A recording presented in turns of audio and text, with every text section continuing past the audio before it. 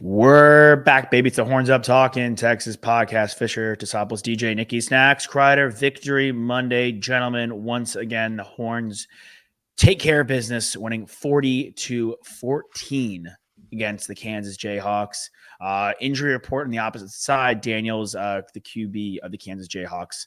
Many people were anticipating giving us a run for our money. Did not play. Jason Bean, the backup, was in. Off to a solid start, but that did not matter. The Longhorns, once again, really dominated this one, especially on the ground. Jonathan Brooks picking up where he's been leaving off, going for 217 yards. I believe 218 yards, on the ground. I believe on the telecast they were saying that's the third most in school history against a ranked opponent for Jonathan Brooks. So 218 is a massive margin. As an offense, too, we set a school record yards against a Big 12 opponent that we previously held against Texas Tech when they had Patrick Mahomes. So just as an offense in general, I mean, huge, massive game that we can get it done in the air and on the ground. I mean, all of our guys got some love here too, and 661 yards. Hard to lose a game like that. I mean, unless it's back in like the old, Texas Tech era where it's a 60-59 victory. But look, it's their backup quarterback, but he ain't no slouch. I mean, he's pretty athletic. He's fast. He can move. I mean, he played some last season too. It's not like it's his first time ever playing. He didn't look terrible. I mean, of course, it's not Daniels, but at the end of the day, he's still a Division I quarterback that got recruited that's seen some playing time before. Absolutely. And then just a couple more stats before you jump in there, T. Quinn obviously ends his streak, which is the second longest in the FBS of pass attempts without throwing an interception. Honestly, good that he gets it over with against the Kansas Jayhawks, not the Oklahoma Sooners, who we'll see this weekend, the number 12 team ranked in the nation. But outside of that, Quinn, uber efficient. Third down efficiency for the Jayhawks. They went 0 for 8, which was awesome. Toss, you've been clamoring for our third down game on both sides of the football to be better. You got your wish this weekend, 9 of 15. Time of possession, 39 minutes and 41 seconds. Longhorns, the Kansas Jayhawks, 20 minutes and 19 seconds, absolutely dominating. And once again, the Texas Longhorns, only 4 penalties, pretty clean game of football. So T-Dot, we'll go to you first, man. What was your biggest takeaway on a positive note? And then maybe one thing you're looking for heading into the Oklahoma game. Yeah, I think worth mentioning as well, 9 for 15 from third down on offense, the Longhorns were, but we were also 2 for 2 on fourth down. So basically you can say that we were 11 for 15 on converting and continuing drives. That's the most important aspect of it. Those games where we've had poor third down efficiency and conversion rates, we also haven't been converting on fourth down. So I just wanted to throw that out there. Sark mentioned it, I think in his post-game presser, but one thing that I think we need to continue to get better at is just executing and upping our efficiency on field goals. Our field goal unit has to be better. Bert Auburn is 9 for 14 on the year. He was 21 for 26 last year. So he's already missed as many kicks as he did last season through 5 games. So that's something that has to be fantastic when we're up against Oklahoma, a neutral party or a neutral site game. It's 50-50, that split. That's why that game is so cool. And it's going to be a real challenge. Dylan Gabriel, I imagine they'll do whatever it takes for that guy to go into the Oklahoma game healthy. And yes, Bean is a capable college quarterback. He's not Jalen Daniels. We've had 3 games in a row now where we've faced backups, but we, to our credit, have done what we needed to do to win the game and win it handily. Once again, kind of a slow start from this Horns team, and it still feels abnormal to say, but I'm not used to us being an absolute juggernaut and powerhouse in the second half of games. I love to see it, and more continued praise is deserved for Quinn Ewers and what he's been able to do with his legs this season, because he had a fantastic touchdown run. He lost, 10 to 15 pounds in the offseason. Obviously, he cut off the mullet. He's like the reverse Samson, but that's a biblical reference right there. Jay, I don't know. Do you know who Samson is? You do? Yeah. Okay. That's Old Testament. It's Old Testament. It's more like, isn't that more like mythology? No. It's still Bible. It's still heavy Bible. Well, I think it's a little bit of a combination mythology, but also just Bible tale, where Samson was incredibly strong because of his long hair. He got the haircut, then he lost all of his strength. And I say Quinn's the reverse, because with the buzz cut, he's been pretty fantastic. But he looks more nimble. Like he looks faster to me out there. Does he look faster to y'all? Just that's speed? the whole point though. Like he's like leaner and meaner, and ironic to bring up Quinn and Samson. I believe Samson got his haircut at Supercuts. Go to Supercuts today and get 20% off using the code Horns Up. Talking Texas, no, not a sponsor. But Quinn obviously looks leaner and meaner. I hope so. I love almost getting sued. Quinn, we do have a great lawyer. Quinn looks leaner and meaner, and all the beauty of this, and I was saying this at the bar, and I'll kind of go into what my big takeaway is. Jonathan Brooks. So I think Nick, you were next to me, and someone was like, pretty good replacement for Bijan. I go, well, how are you going to get what kind of better replacement could you ask for than Bijan than a guy going for 218? I was saying that it's like we have Jonathan Brooks. He's been sick, goes 218, averages 10.4 in this game per carry. But he's still not Bijan. And it's crazy that we had Bijan last year. That's just kind of puts in perspective the kind of player that Bijan is. I mean, he's been a human highlight reel in the NFL as to this point so far. But just in general, I mean, I think how do you replace Bijan is depth, right? Like not just a single guy. And we've got so many guys that can tote the rock this year. Baxter had a good game. Looked a lot better coming back from injury. Quinn, of course, as we mentioned, Jaden Blue has been great when he has his opportunities. I mean, averaging 7 yards a carry in this last game. Windsor's a guy that we'd love to get in the mix too. I mean, obviously, Keelan Robinson doesn't run the ball that much. He usually kind of is effective out of the backfield in the pass game. But still, like we have guys that are able to do this. So that's how you replace Bijan. I mean, if one player is replaceable, but the state of the run game has never been better, in my opinion. I mean, yes, we had Roschon and Bijan, but being able to go for 336 in a game against a Big 12 defense, I mean, it's pretty nice. Just having fresh legs nonstop. Having that committee back there. But back to Quinn really quickly. I mean, leaner, meaner. I think any game that we give him an opportunity to run the ball over 5 times, he's averaging 5 yards a carry. I mean, those are valuable first downs, that opens up the field a little bit, stretches it out, gets the pass game even more effective because you got guys that are spying on him a lot more and, opening up some lanes for these receivers to run their routes. And of course, finding the end zone. I mean, that's always a huge thing too. When you're in the red zone, having a guy that's able to run it in from 10 yards, it's a game changer. There's so many quarterbacks that are just stiff in the pocket that can't move. And the fact that he can just go right up the gut, rather than having to look to the sidelines to pass the ball, it's a huge X factor. So impressive win, good statement. I'll just quickly roll into one more takeaway that I have here. Kansas's third down efficiency. They were the number one team coming into this game in third down efficiency. They were 0 for 8. And then on fourth down, they were 0 for 2. So 0 for 10, in big down conversions. And yes, we said it at the beginning, backup quarterback, but regardless, they still got playmakers on this team. People are really high on Devin Neal. They've got good receivers. The quarterback can run, Bean, but the fact that our defense just kind of, shoved it in their face. I mean, yeah, they scored 14 points, but the game, if you look at the stat sheet, is a way more lopsided than, blowing them out 40-14. This game honestly could have been 40-0. Yeah. I mean, it's go for it. Yeah, no, I was just going to say, it's an interesting point. You talk about third down and fourth down, our defense stepping up and making plays. You got to give credit to Sarkisian, his staff, and the work they did in the offseason in the transfer portal to bring in guys like Jalen Catalon, who had a really, really clutch hit on third down to stop the Kansas Jayhawks short. But he also had that big hit on the quarterback run, which resulted in their first touchdown.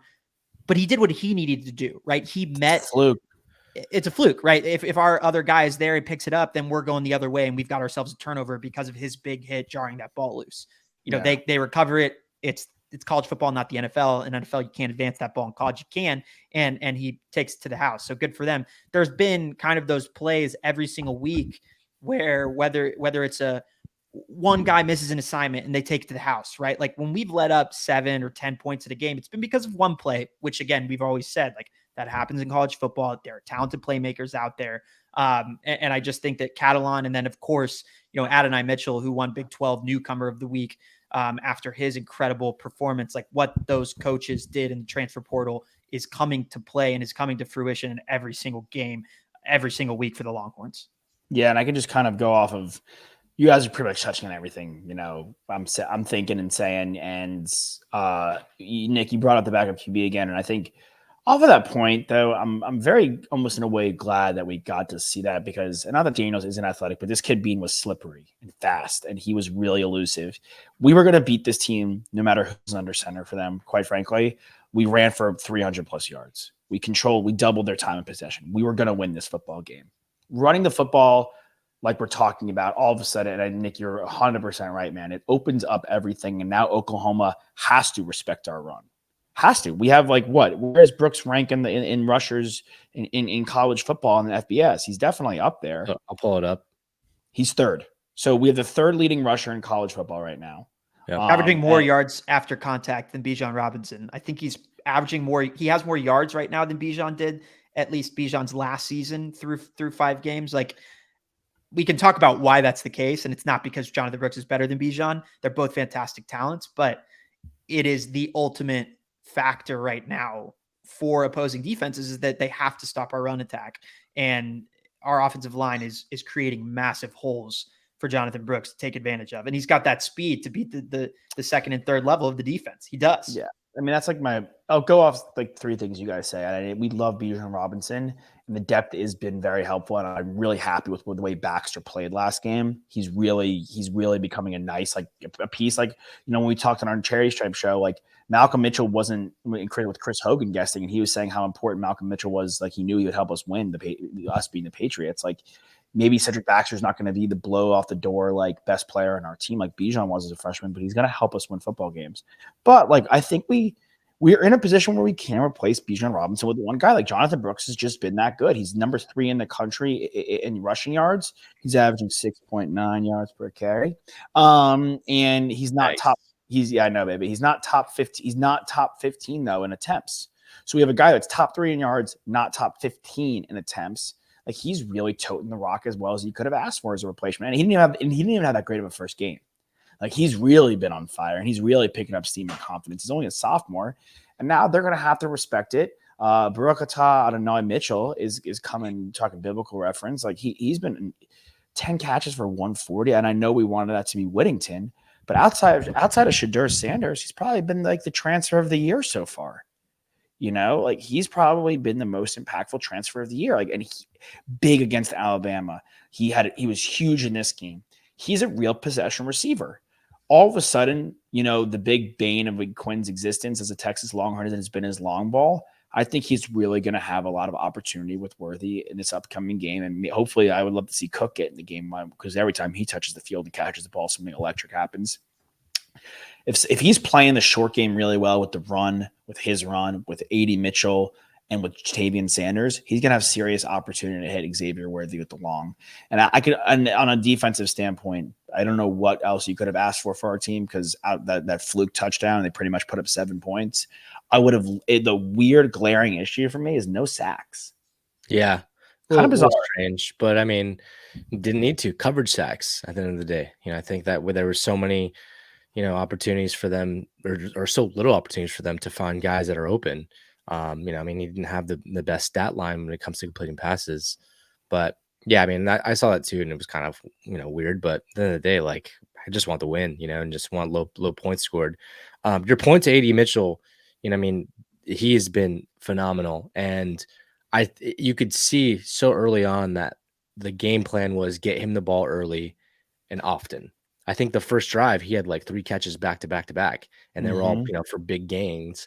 And I think if you're going up against OU the next week, I don't necessarily know that you're holding back all of your punches against a division opponent in Kansas, who's ranked, 24 and is undefeated. But at the end of the day, Worthy's the type of guy who has made Kansas pay in the past, and they're always going to be highlighting him. So the fact that we can throw, hey, by the way, you also have to be concerned about number 5 too, A.D. Mitchell. I just think that it's a strategic play going into this Kansas game, because I think both these guys are going to eat. And if you look at the way that the NFL kind of goes, right, and how NFL teams conceive their offenses, when you know that there's a big playmaker on their team, like Stephon Diggs or Tyreek Hill, or right now Puka Nacua for the Rams, AJ Brown. He's legit. Like these guys get 7, 9, 10, 12 catches a game for 140, 200 yards sometimes, and that's because that guy is so lethal and that he's that star guy that all these defenses are keying on. So I think we made that in AD Mitchell. I mean, obviously he made that himself because he's a talented player, but it took the light a little bit away from Worthy, and I think you're going to see a little sneak attack from Worthy coming in the season. Yeah, I mean, I think by all accounts, Worthy's been pretty quiet. He's had a couple of big plays, but he's not exactly who we expected him to be when he had his freshman year come out. Sure. No. He was sneakily like 7 for 93 in this game, though. I mean, while Mitchell had the best game, I also think, to me and to any Texas fans out there who are listening, who are also paying attention to the injury report and who are worried about Jatavian Sanders' health going into next week's game, or this upcoming weekend's game against the Oklahoma Sooners, the fact that AD Mitchell can step up and have a 10 reception game and really be the engine of our offense alongside our rushing attack with Jonathan Brooks gives me some peace of mind in case Jatavian isn't healthy enough to play. Like, this is a team with college football playoff aspirations. We need all of our pieces to be healthy. Of course, if Jatavian can go in that game, I want him out there, but he's day-to-day. That's what Sark says, right? He and Ryan Watts, both day-to-day. Would love to have both those guys out there on Saturday. We might not have them. And that is the reality of it. And for AD Mitchell to step up in that capacity, not to mention, NFL scouts looking at a game like this and saying, okay, that's a guy that can take on the load. He has the durability and the stamina to be a wide receiver 2 or wide receiver 1 on an NFL team. That not every guy can do that, right? Some guys are 3 for 93 with a touchdown because they hit 170-yard touchdown over the top, and that's what they're good for. Like, that's what you're seeing Marvin Mims help out the Broncos with this year. But for him to be a possession receiver, but he can beat guys deep down the field. I think his longest reception this year is 39 or 40 yards. He's got good wheels, of course, but he's a bit bigger of a body than Xavier Worthy.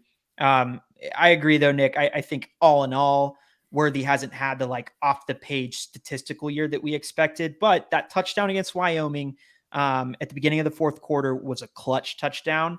And it's one that really I have felt has kind of changed the tide and changed the tide of that game, certainly, because it looked like we were kind of having a lackluster performance offensively up until that point. I know I'm going back in the season. That's week 3, not week 5 here, but I love that we have so many options that Oklahoma will have to deal with.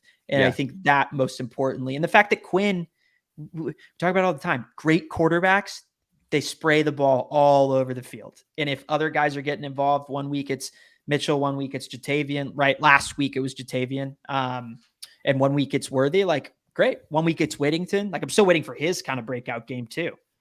Mm-hmm. Yeah, he's been pretty quiet. And, you talk about, I think it's very interesting. We've also never been, you brought up earlier, we've never been a finisher. We've always been a fast start, not finish games. So I think, I talked about we talked about the backup quarterback and getting used to what it's like having a running guy, no sacks. This is an OU team. The quarterback, this isn't Kyler Murray. This isn't Jalen Hurts. Gabriel's really not that massive of a, he's not going to turn you up for 50 plus yards on the ground. He's not a massive real threat to run the football. This is a pocket passer. This is our bread and butter from a defensive line standpoint. I just don't want to be in a position where, we finish, but we start slow, because I do think their offense is legitimate. They have this is our toughest test outside of Alabama. And you can make the argument it is our toughest test in general, because the Alabama thing, look, we're riding high. We're going in there. We have nothing to lose. We know we played them close last game. There's blood in the waters. There's all the whole hoopla of if you are a team that's capable of rising to the hoopla, you do. Mm-hmm. This OU game is they're looking at this okay, they're the number 3 team in the country. If we beat this number 3 team in the country, and they have been starting a little slower, we can make them pay offensively. We could try to get them in a boat race here. And they're looking, this is their biggest game of the year. I mean, flat out, we haven't played an offense like this yet. We just haven't. I also don't think, they could have started the season at 2-3. it still would have been the same old Red River shootout. I mean, it's a different game. I mean, we've had years in the past where we've sucked and they've been great, and we've knocked them off. I mean, obviously last year was a crazy blowout, and I'm sure that there's going to be a little bit of blood in the water from that too, right? Like they need to come out firing on all cylinders and get some points from last year.